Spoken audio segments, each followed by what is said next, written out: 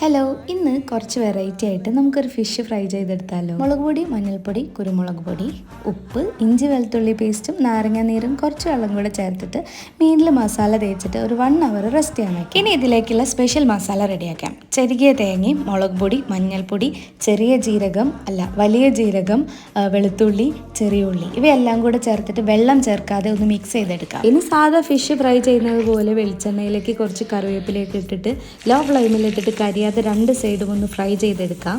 അതേ വെളിച്ചെണ്ണയിലേക്ക് നമ്മൾ നേരത്തെ ഉണ്ടാക്കി വെച്ച മിക്സ് ഇട്ട് കൊടുത്തിട്ട് കരിയാതെ ഒന്ന് വറുത്തെടുക്കാം. ഇനി നമ്മൾ ഉണ്ടാക്കി വെച്ചിട്ടുള്ള മീൻ ഇതിലൊന്ന് പൊതിഞ്ഞെടുത്താൽ സംഭവം റെഡി. ഇനി വേണമെങ്കിൽ ഡെക്കറേഷന് കാണാൻ ഭംഗി വേണമെങ്കിൽ മാത്രം എന്തെങ്കിലുമൊക്കെ ഒന്ന് ഇതുപോലെ വെച്ച് കൊടുക്കാം.